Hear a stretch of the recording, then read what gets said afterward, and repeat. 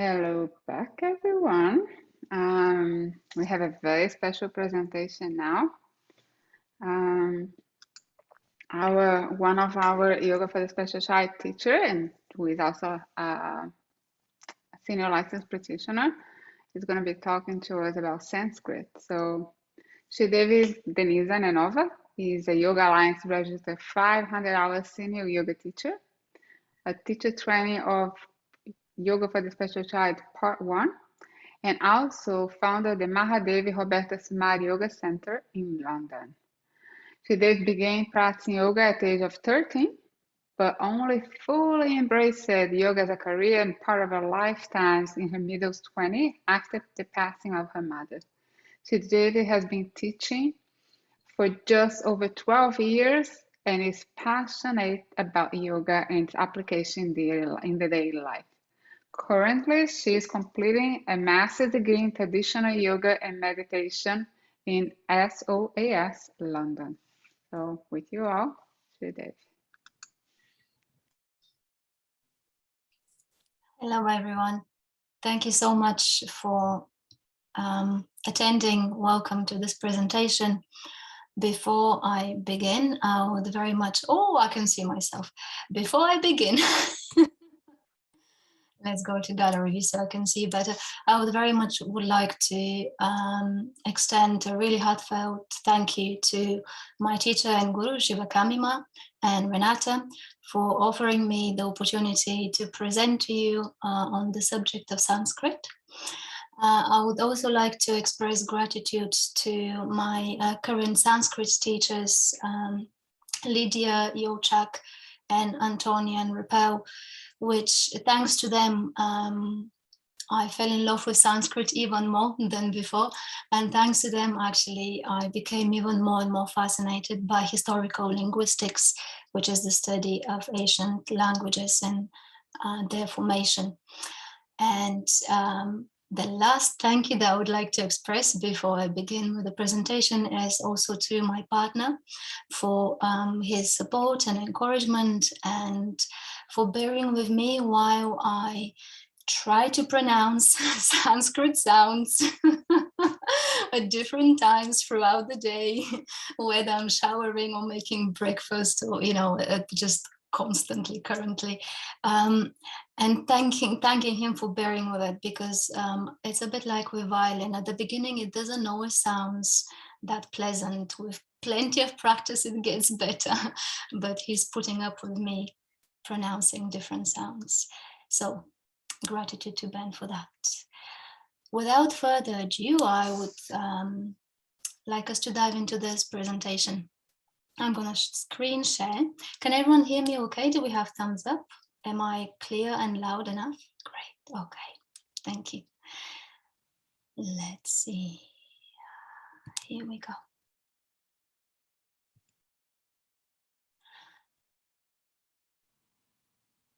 Okay. Sanskrit, brilliance and intelligence in the ancient language of yoga. Before I begin talking about Sanskrit, I would very much like us to have an experience of a Sanskrit, a person speaking Sanskrit. The next piece that I would like for us to listen to, it's Dr. Jayashree, who is a Sanskritist from India, who still teaches and shares the learning of Sanskrit in the old traditional way, which is through just vocally constant repetition and memorization. And she has a beautiful CD, which would listen parts of as the lecture progresses, where she teaches her students how to pronounce the correct Sanskrit words. And at the beginning of the CD, there is a wonderful invocation to Saraswati, to Panini, and to all those people and deities and saints that came before us and made it possible for us to access and learn Sanskrit and yoga. So the recording is about 4 minutes. I could cut it halfway through, but it really would not do it justice. It would not be nice to cut an invocation halfway through. So I would kindly ask you to sit comfortably on your seat, and if it's comfortable, close your eyes and just let the sound wash over you.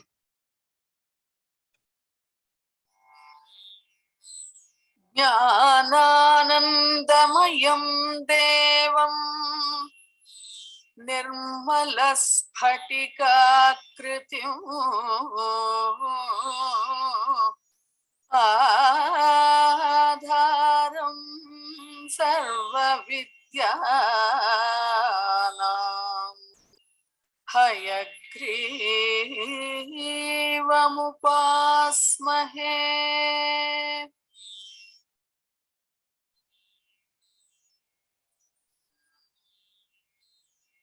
या कुन्देन्दु तुषारहारधवला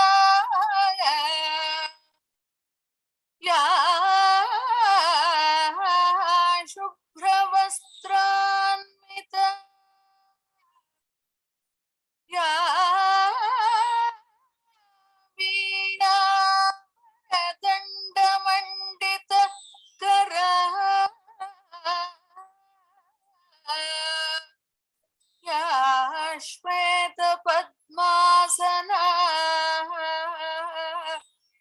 या ब्रह्माच्युतशङ्करप्रभृतिभिर्देवैः तदा पूजिता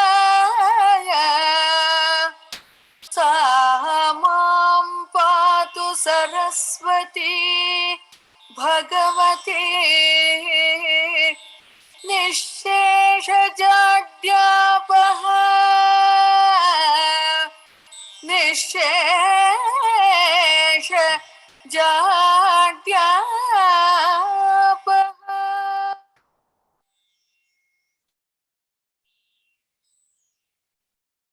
वागर्थाविव सम्पृक्तौ वागर्थप्रतिपत्तये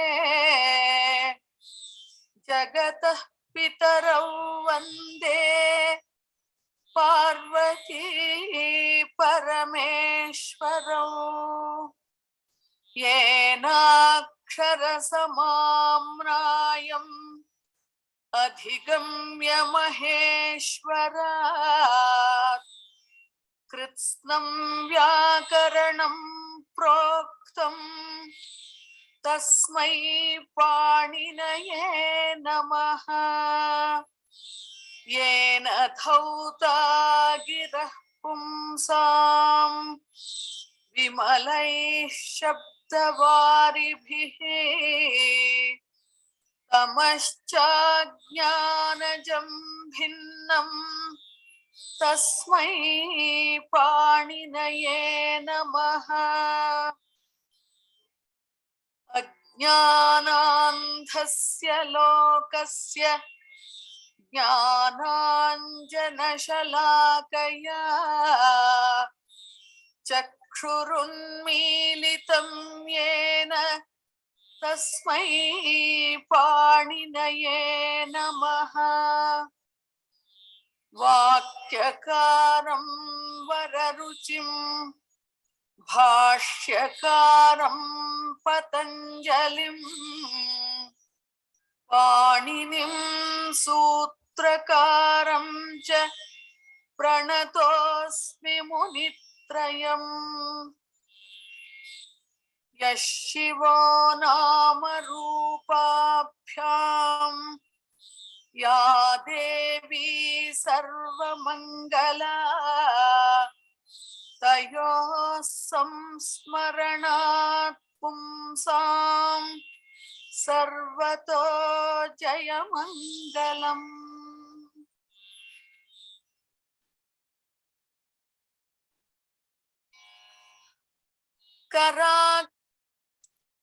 Apologies, that was supposed to finish there. Okay. So let's begin. Why Sanskrit? Apparently Sanskrit is a dead language. So why study something that apparently has no life in it. One may also ask, does it really matter how we pronounce a word? And does it have an impact? And if it does have an impact, what does it impact? What does it impact on? What happens? In this presentation, I would make an attempt to share with you whatever I have learned this far. I'm only in my second year of study, so still very, very new to it. Still a baby to Sanskrit, according to Lydia, my Sanskrit teacher. And in that process of sharing the little bit that I have learned along the way, I would aim to answer some of those questions, and perhaps more questions would arise. Let's see how it goes. So, as we know, yoga is an integral practice. All components of it have an equal importance and contribute equally to the process and the experience. As many of us have heard and learned from Shivakami, there is no shortcuts. You got to do the whole job from the beginning to the end. And so all of us, we learn and practice yoga with sincerity and dedication. And thus, understanding the language in which yoga was taught, passed on, later on written down and taken to the West as well, is also of great importance, because it would help us really understand what is the actual impact of Sanskrit. How does it contribute to the experience of yoga? It is a bit like, we know what the forward bend is, but we truly, if we don't learn the anatomy of it, the mechanics of it, and then go even deeper by learning about the subtle body, about the implication of the breath and the flow of prana, we haven't really truly had an experience of a forward bend. So it's a little bit like that with Sanskrit, learning from going to the very root and understanding the language from the very, very beginning. It would really help us to appreciate and understand what role does it play in yoga, and why mantras and slokas are not in any other language. They could have chosen to put them in other Hindi accent, tribal languages, but no, Sanskrit was the one. And where do we start? We start from the root. We always go to the very beginning of something. Let's look into a bit of history. I'll take you on a little journey through time. Hopefully that would help us understand Sanskrit a little better. Now, roughly in 4500 BCE, BC, in the Pontic Caspian steppe, which is this dark green area over here on the map, which is nowadays, present days, Ukraine and southern Russia, lived a community of people, a group of people, which we refer to as the Proto-Indo-Europeans. Based on archaeological, archaeogenetic, and historical linguistics research, it is believed that there were pastoralists. They were farmers who kept cattle, used horses, cultivated grains, and formed farming communities. Those people had language. Those people had social structure, belief system. They also had arts such as oral heroic poetry, pottery, paintings, songs. Now, the invention of the wheel in about 2000 BC brought quite a significant change. It allowed the PIE, in other words, the Proto-Indo-European people, to travel and expand throughout the lands. So they traveled east, they traveled west. You can see the many directions they took over here on this map in the right-hand side corner, and how they really kind of populated quite an extraordinary large amount of land. Around 1500 BC, a group of community, which was part of the Indo-European community, branched out and traveled even further and traveled over the Hindu Kush mountain. And the next slide, there we go. And that group of people were called the Indo-Iranians or the Indo-Aryans. As they traveled over the mountain, they kind of reached to this very fertile land of northwest India, which is present day's Pakistan.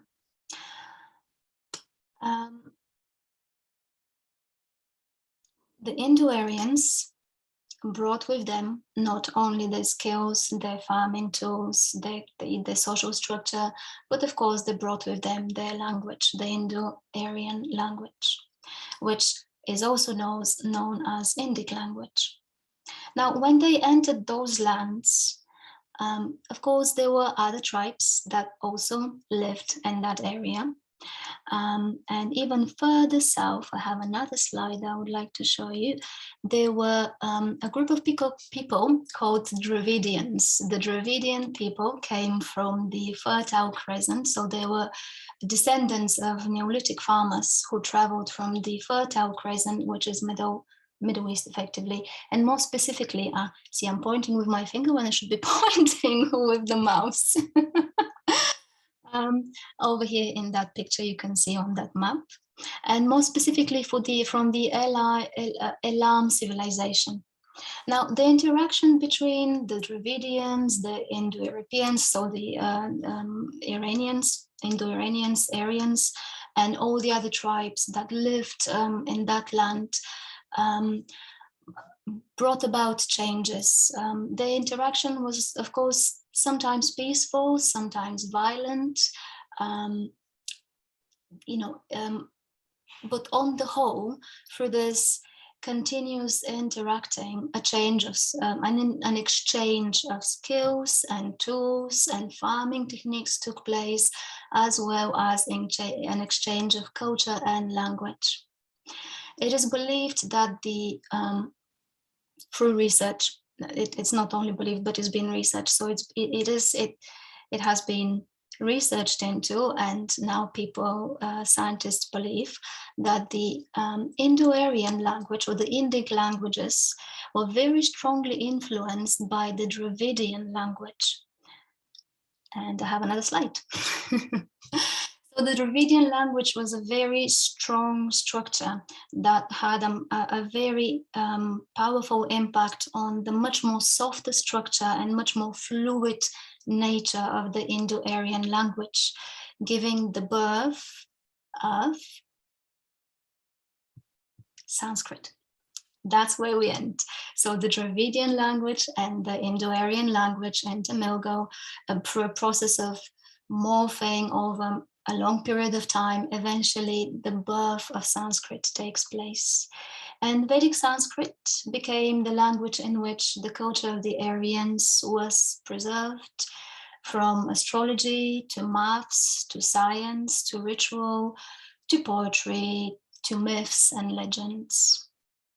Now, as we know, before Sanskrit was a written language, it was a language that was passed on through speech. It was just like Dr. Jayashri, we listened to her just early on, and the way she still teaches it. It's all about pronouncing, then the student pronounces back, and it's a constant call and response. And that's how it used to be learned before writing was invented. And before Panini in 500 BC decided to put a grammatical structure to it, decided to solidify it on a piece of bark. Effectively, I was going to on a piece of paper, but back then was a piece of bark. Now, in this process, to make memorization easier and much more accessible, a particular rhythm and pattern was put in place. So whenever a student studies, it makes it very easy for things to just sink in and stay there.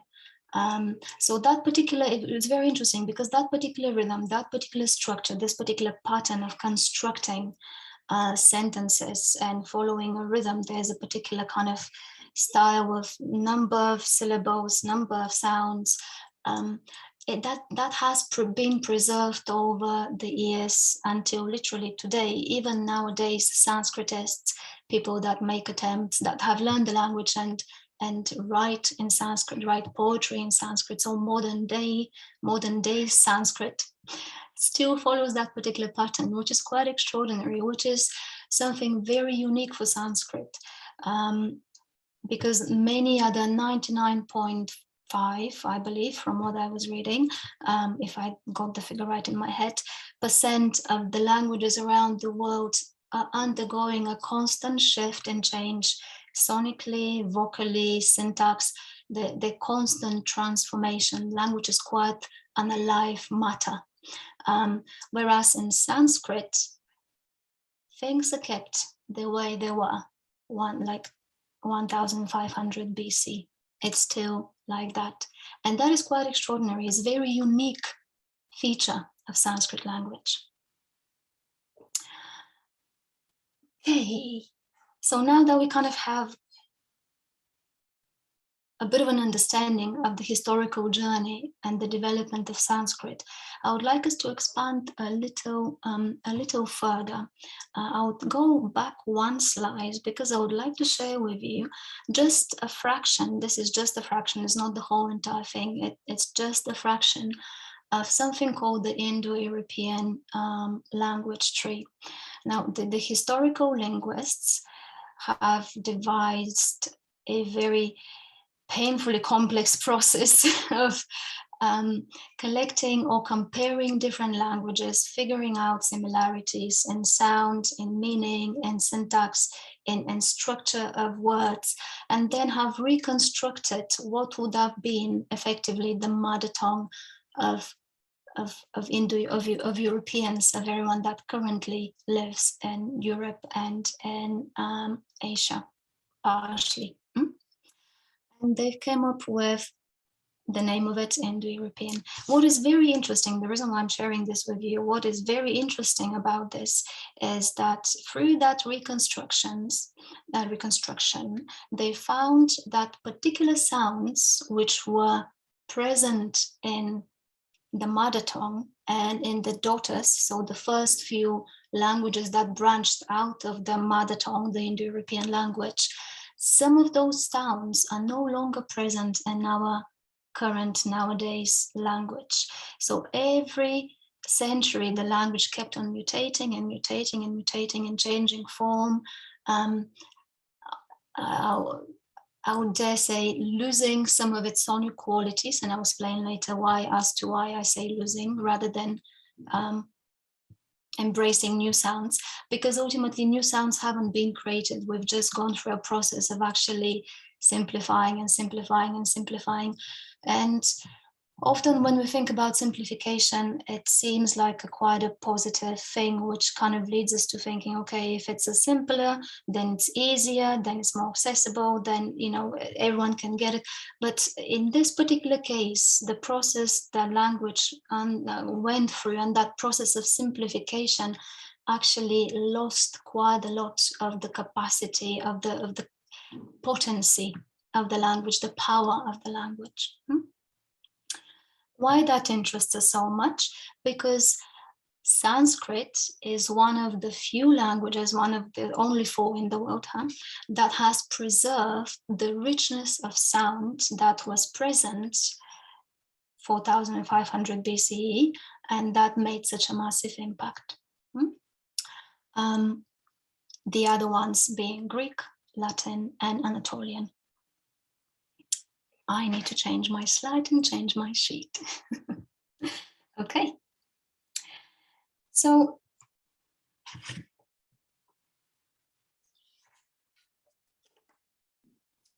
where are we at? Okay. There's a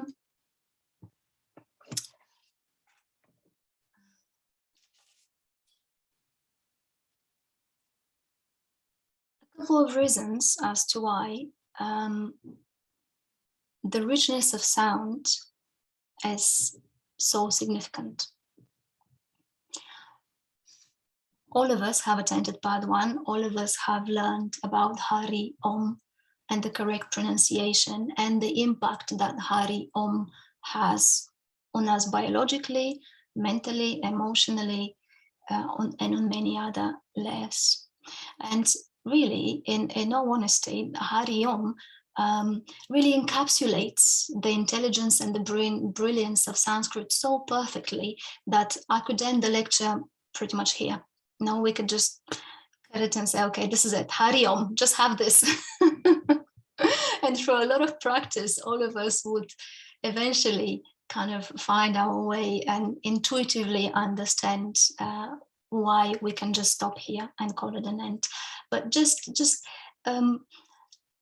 because I love Sanskrit and I would like to share with you more of what I've learned and why I'm so fascinated by it, let us see whether we can go a little further and if I can inspire or ignite a bit more curiosity in you about Sanskrit. What we can see here is the Sanskrit alphabet in transliteration, which means the English letters, and also in Devanagari, which means the other interestingly looking shapes. Now, just by purely looking at it, you can see that I'm hoping you can deduct that it's quite different to the Western alphabetical order first, and then second, if you have a look around the this part, the consonants, you see there's several indications, several different things along here and here. There's unaspirated, aspirated, voiced, unvoiced, nasal sound. There's also velar, palatal, retroflex, dental, label, semivowels, and then the sliding glides as well. So there's such a, already just by looking at this, we can notice several things. And there are 3 things that I would like to bring your attention to. Initially, the first thing, richness of sound. Because the sound can undergo, it could be, there's so many, it seems like, you know, okay, we have 1, 2, 3, 4, 5, and then down 1, 2, 3, 4, 5. We have like 30 letters, but in reality, we have way much more than that, purely because of the way it's pronounced changes, and that creates a different letter. So there's a richness of sound. Another thing we can deduct from this is that there's a great precision. There is a massive difference, at least to Sanskrit speakers and Sanskritists, between ka and ka. There is a massive difference between nga and nya. It may not be entirely audible to us because we're just not used to recognizing the different sounds, but it makes an incredible difference when you try and pronounce something. Some of us who English is second language to us have experienced how when you try and Shivakami often shares her experience about sheets and so. So we all have been, most of us have been there where we pronounce something thinking is correct, but actually going into a very tricky territories. So precision of pronunciation is fundamental because it can change and alter the meaning. We know that already. And then another thing that is quite interesting that we can deduct from this graph is how actually there's a skill and ability, the Sanskritists or the Aryans had such an incredible skill and ability to not only manipulate the vocal cords with which they used to mainly pronounce sounds, but also the facial muscles, the tongue movements, and going in further, if we look at the aspirated and unaspirated, they had a great skill and capacity and ability to engage that diaphragm, the diaphragm, at will in particular ways with particular strength in order to create a particular sound. And that really does take a lot of practice. As we have heard so far, and we all perhaps have experienced in our teaching to children, so many of the population don't even breathe. Some of them not even have an awareness of what the diaphragm is, let alone use it correctly. Back then, the actual alphabet and the actual sounding of letters puts you in a position where you have to know, you need to learn how to use diaphragm, because then it means that you can actually communicate, pronounce what you need to pronounce, express, share what you need to share, make sentences, make words, have an interaction with another individual, which I find extremely fascinating. And as we can see over here on the other side, I can't keep using my finger, I'm so sorry.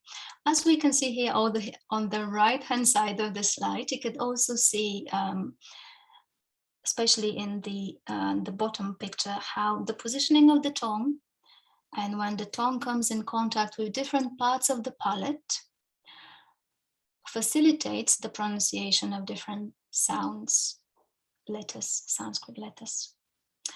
And in order to make this, because I'm talking to you just in English, but since it's a lecture about Sanskrit, it's vital that we listen to Sanskrit. I would like to play to you how Dr. Jayashree teaches the alphabet.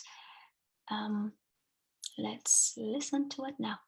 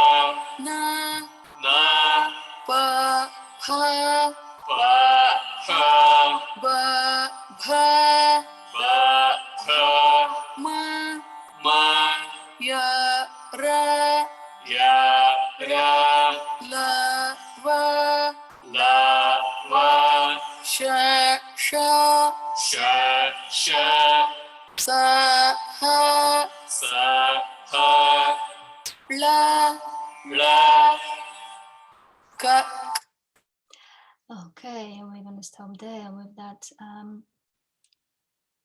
I hope you were able to notice how when Dr. Jayashree was teaching her students, the kind of call and response was very melodical. Right? It's very melodious in its nature. And the repetition of set sounds creates a sonic pattern ultimately, right?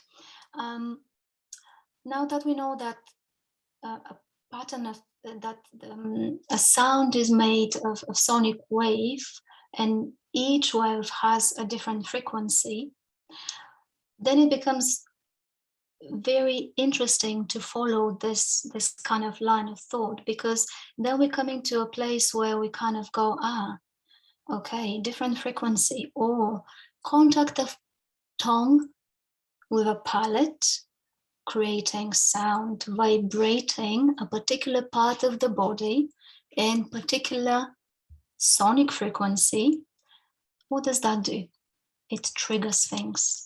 And I'm just going to jump one slide. So I'm just in this slide, I just want to kind of visually bring to our awareness, to our attention, how wavelength and the frequency, so the high pitch, the low pitch, the speed of each sound creates a different wavelength, and that wavelength travels through space and reaches something else. I'll talk about it in a second, but reaches matter and then ultimately impacts on matter. There's a science called semantics, which is a modern day by modern days, I mean within the last 80, 90 years, that deals with representing vibration or sound, making it visible through capturing the impact of frequency on water or sand, or sometimes olive oil as well is being used in some of the experiments. And what is fascinating about this is that when they've applied, over here on the right hand side, you can see when they've applied the Om sound to Tanuscope, meaning the machine that can record visually what happens, it actually came out as the Shri Yantra. So the pronunciation, so frequency, it impacts on matter, and it looks like nice shapes, but actually back in the days, people knew about that. Mandalas, right? Mandalas and yantras. They didn't have the techniques or the machines that we have nowadays. Nevertheless, they knew. And that I find equally fascinating. So coming back to here, I would like to look at the slides with you. When we're saying about contact of tongue with palate, a sound being made, so sonic wave traveling and creating a particular frequency in particular area in the contact between the palate and the tongue, and therefore stimulating that particular point. As we can see over here in Ayurveda, and also as in Chinese medicine, the tongue is like a map of the internal organs. It's very fascinating. I'm sorry, I'm just like so excited. It's so wonderful to share with you. It seems so simple, and yet it's amazing that it's actually not much more present, and not everyone is talking about it, or at least, So anyway, back to the tongue. Whenever, for example, when you make the sound nga, you have the palate, the middle part of your palate making a contact, and not palate, middle part of your tongue making contact with the palate. And as that contact happens, the sound and the air travels, but because of the contact, the sound and the air gets stopped. So the frequency hits matter, hits tongue and palate, and create resonance in that area. That stimulates the pressure point. And in this particular case, for the sound, the pressure point is the intestine. So you are ultimately working on internal organs purely by pronouncing Sanskrit letters. And that applies for all the other letters available in the Sanskrit alphabet. It gets even more fascinating because some of those letters are also aspirated, meaning you have to engage the diaphragm to squeeze the old air out of the base of the lungs in order to make the sound like in ka or ga. And then it's kind of, you're really connecting the vocal apparatus and the diaphragm, and you are impacting on solar plexus, on so many systems. It's just quite phenomenal when you kind of think of it. Wow, an alphabet ultimately provides a massage or stimulates all internal organs purely by just the repetition of it, let alone creating words out of it. Just purely the simple alphabet has that capacity. So this really kind of shows us how the richness of sound in Sanskrit, and thank God it has been preserved, and thank God that Panini put it into structure, and thank God that we still follow that structure and it's been carried over a period of time, shows us how a language has the capacity to not only help us communicate, but it's a tool for looking after yourself. And no other language in the world currently has that, or has been studied in such a depth to demonstrate that it has that capacity. Isn't that amazing? I am just completely just incredible. I find that incredible. Is everyone with me so far? Am I making sense? Do we have a few thumbs up or for thumbs down? We have thumbs up. Okay, Erin is with me. Good. Okay. So going to the next slide. Now, this may seem like a crazy biology slash quantum physics lessons, but I promise it isn't. It's actually quite straightforward once I talk you through it. Now, I occasionally use that example when I try and explain mantra and resonance whenever I have the privilege and the blessing to teach part one. And I would like to use that here as well, because it seems very straightforward and kind of really helpful. Using modern day science, we can say the following. Each organ and each tissue, each part of our physical makeup is made out of cells. That much, no game, super easy, huh? Now, each cell in turn is made out of molecules. And then in turn, each molecule is made out of atoms. And as we can see over here on the left-hand side, upper corner, we have a beautiful drawing, like a diagram of an atom. An atom has a nucleus, as it's pointed over here, but it also has electrons that spin around it endlessly.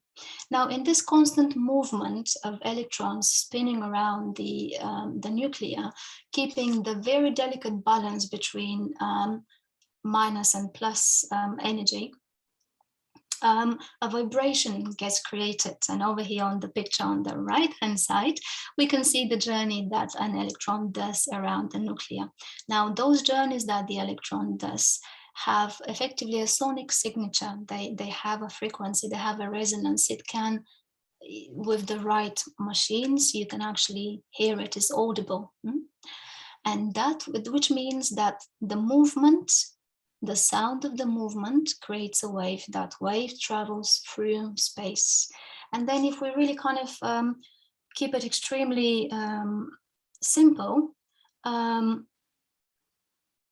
the body, very crudely put, very simply put, it's ultimately a collection of frequencies, because if the atom makes the molecule, and the molecule makes the cell, and the cell makes the organ, and the organs put together create a system, and the system's wrapped in skin, there you go, you got the body, huh? You got the so-called just physicality of us, the physical makeup of us.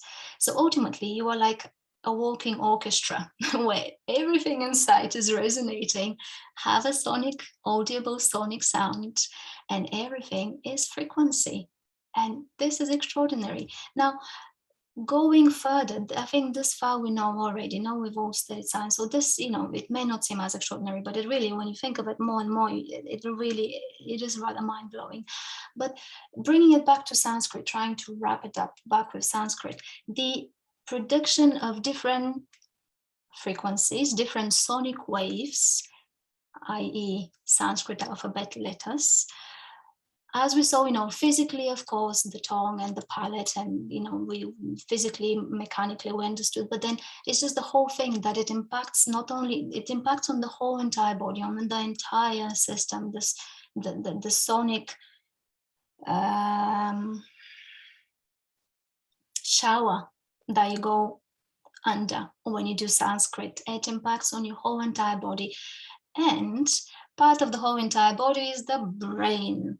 And in the brain we have neurosignals passing, so that's electric waves basically passing through and through, creating neural pathways. Ultimately, they themselves are also frequency. Having the Sanskrit words and language, that sonic frequency introduced to the brain, ultimately influences the wave patterns in the brain. And by doing so, it impacts on the way thought processing happens, the way thought gets formed, the way thoughts gets understood, and the way thought gets carried out. So effectively, I guess what I'm trying to say very simply is that Sanskrit can change your mind, quite literally. can change your perception of reality because of the richness of the sound, the richness of the waveforms, the depth, and everything that I've just been talking about so far. And that, like I said, no other language currently has the capacity to do so. To someone completely like a normal person on the street, that may not be of massive importance. Yeah, okay, sound transforms the brain waves, fine. But it does something else as well. The reason why it's so fascinating, or that's the reason why I find it so phenomenal and pivotal and important, is because through the transformation of the perception, our capacity to perceive reality expands and broadens, opens up. So if you think about it, those people have the available tools to be in a state of frequency, in a state of resonance, much greater, much deeper, much vaster than what we are right now. Hence, the way they perceived reality, the way they wrote about it, the way they've discussed it, the way they've interacted was very, very different. And that's why Eastern thought, or like reading the Vedas or reading the Upanishads, or just even trying to get our heads around Indian philosophy, sometimes seems like a ginormous, mammothous task, because the way they've perceived reality was so much broader than the way we do, and therefore, I dare say, much deeper.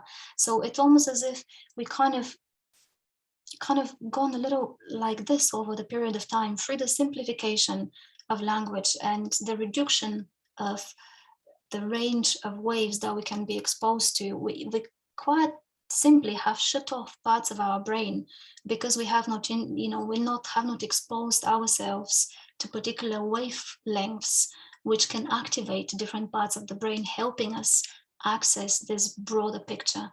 And it's very obvious if you study Western philosophy and Eastern philosophy, for example, with like a very plain, simple example. I'm sorry that digress a little bit from Sanskrit, but just a very briefly thing, it's how the reason, like back in the days when the Vedas were written, they don't have a word that directly translates as ego. There was no concept of ego. Ego is a Western word. It's a word that kind of gets imposed on an Eastern concept, relatively similar, but they did not use the word ego. No, it's really fascinating. They had a much greater variety of words to explain the I, as opposed to just us in the West going just with one simple, direct word, ego. And that limitation, and that kind of narrowing down of things, it actually limits us. It really limits our capacity. Am I making sense? Is so far so good? Can I keep going? Yeah? Okay. All right.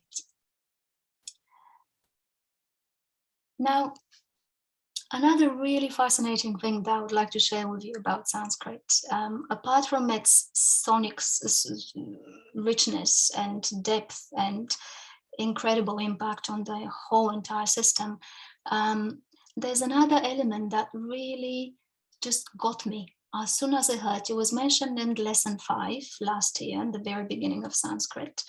And Lydia, didn't make a big fuss about it. She just kind of talked about it briefly in class, and then we moved on into verbal forms and grammar structure. And then I closed the laptop down, because I'm still studying during pandemic. I was studying during pandemics, and we still, majority of classes are online. So I've closed the laptop down, and I just sat there, and it really hit me. What she said, it really hit me. A very simple sentence, which seemed completely just, not important really, but I kept on repeating it to myself and going, oh my God, oh my God. In Sanskrit grammar, there is no I. Sanskritists do not use I. There is, of course, an understanding of the verb to be, over here.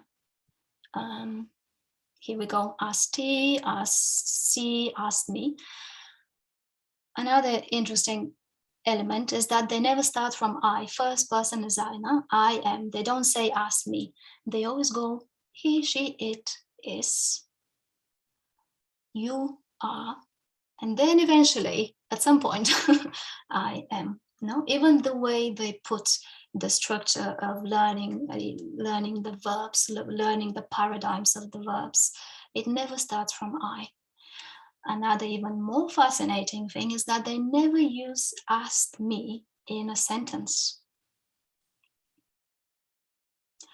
The I in Sanskrit grammar and literature is purely represented by a miniature amount of letters, 2 or 3 letters max, added to the very, very, very end of a sentence, to the very, very, very, very end of the final verb in the sentence. Whereas in the West, I, first thing, you know, is very, it has such a great precedence. It takes like central stage and kind of overpowers everything else. Everything becomes very self-centered. I this, I that.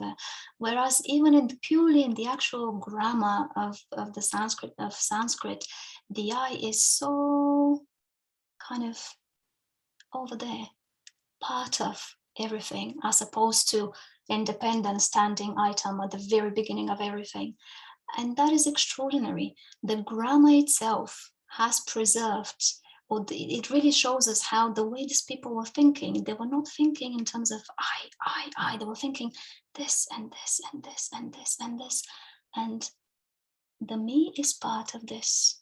And the me is part of a verb, is part of the doing, is part of the contribution to this and this and this and this. It's an element of life. It isn't life alone and everything else spins around. And that is extraordinary. No other language does that. Okay. What I wanted to share with you as well over here as well is just to kind of explain a little better the word formation, because that's the third element that I find most fascinating out of the extraordinary thing that Sanskrit is. But the third element that I would like to share with you is about the word formation.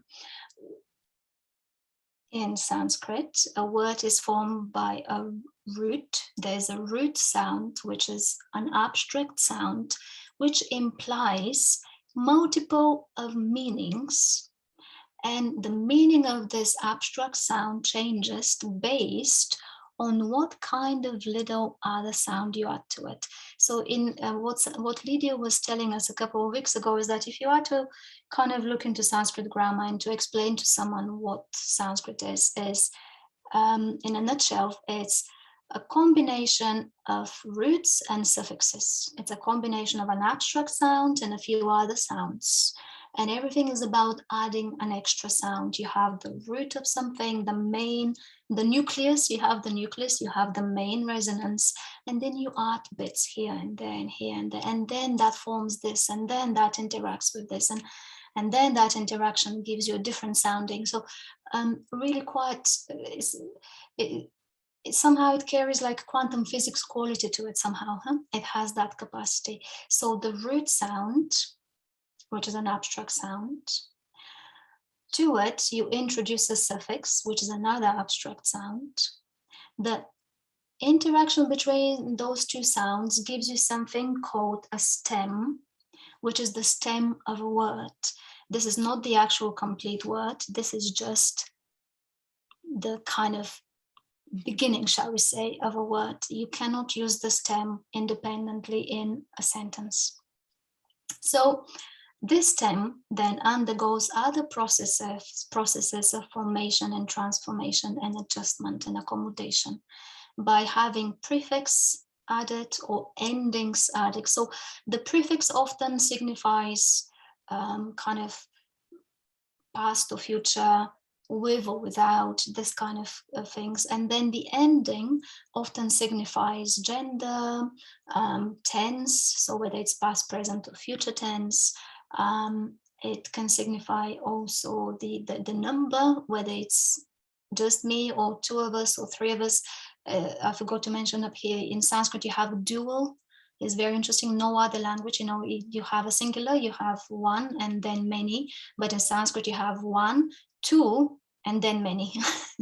And the reason why dual is present is because in many of the epics you have two characters carrying out something.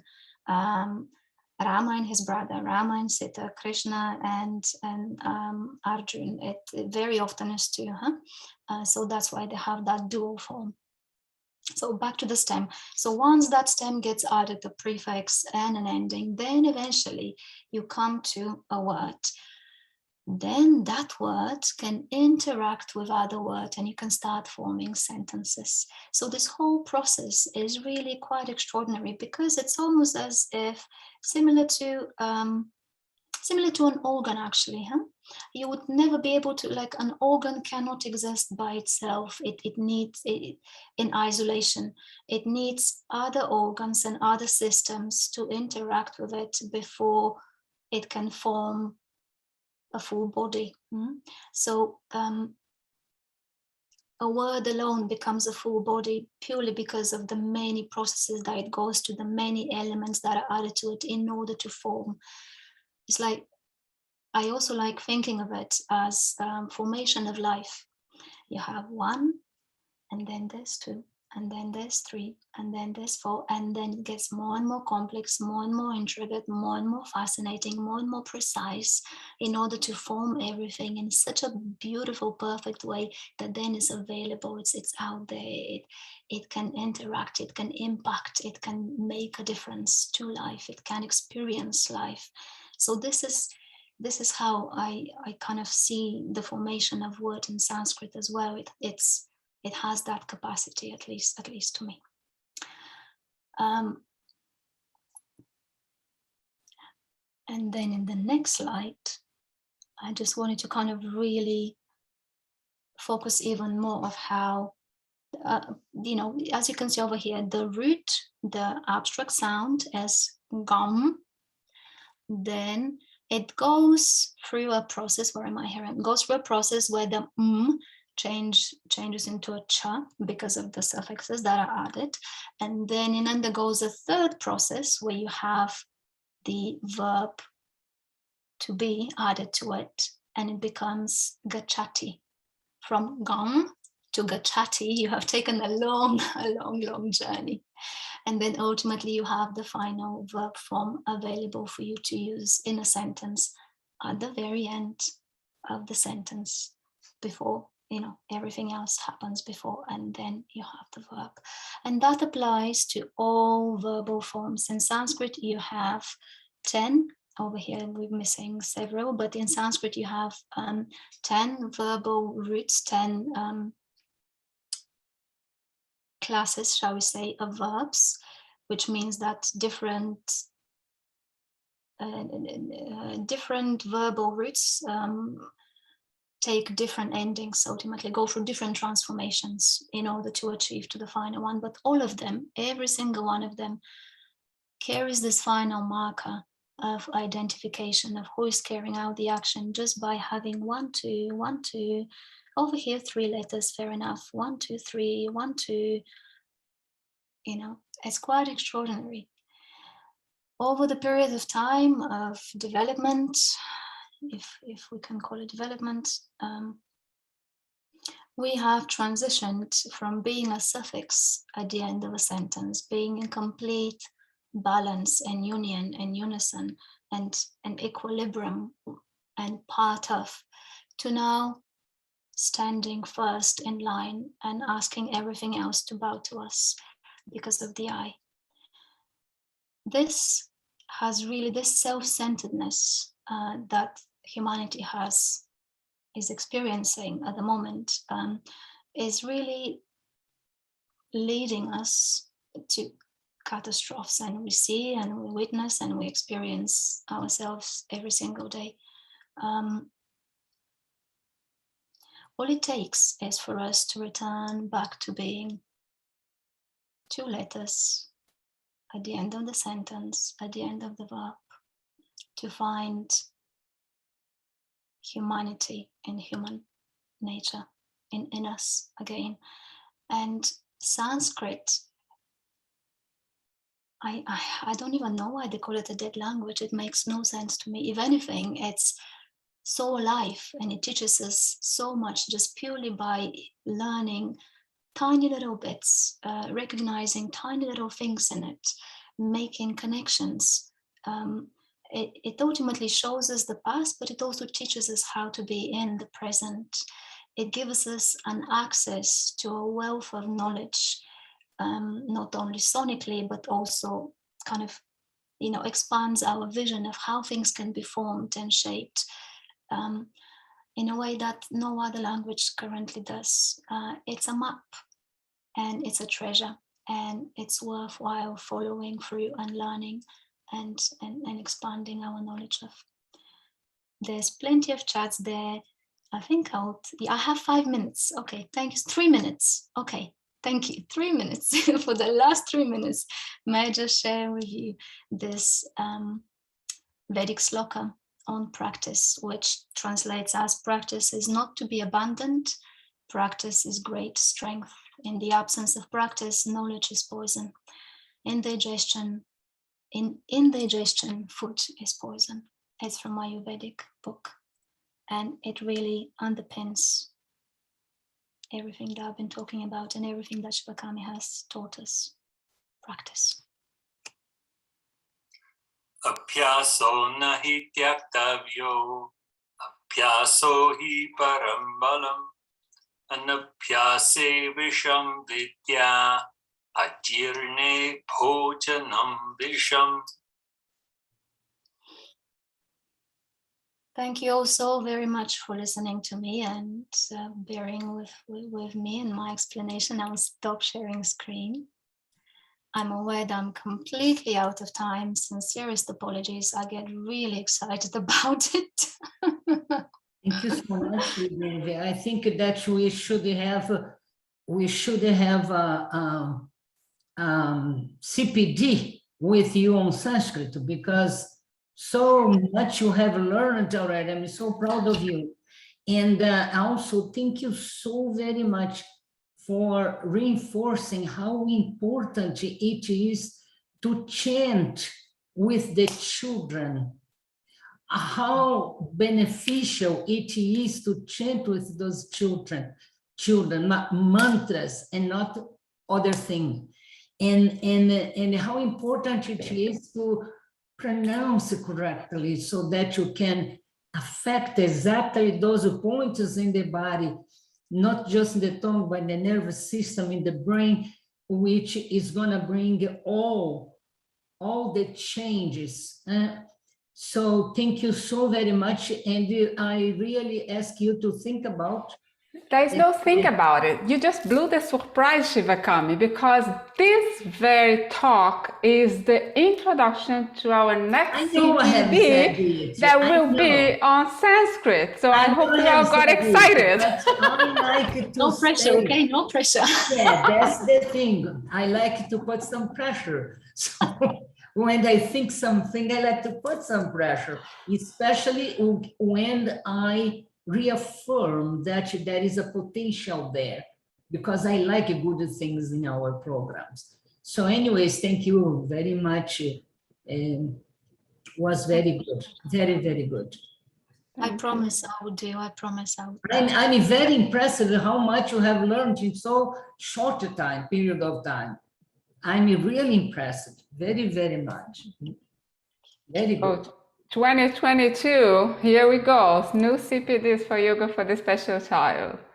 Thank you so very much, David. That was amazing. Thank you all who helped here today. And you guys know the drill. I'm going to close the meeting and open again and come back, because you're about to hear Peter